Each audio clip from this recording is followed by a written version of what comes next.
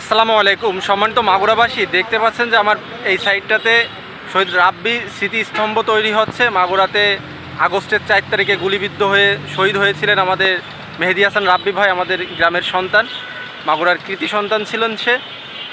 দেখতে পাচ্ছেন তার জন্য স্মৃতিস্তম্ভ তৈরি হচ্ছে, কিন্তু গত বছর এই টাইমেও সে জানতো না যে সে মৃত্যুবরণ করবে। গত বছর এই টাইমে জুলাই আগস্ট আন্দোলনের জন্য সে কত প্রস্তুতি নিচ্ছিল, কত সংগ্রাম ত্যাগ করতেছিল।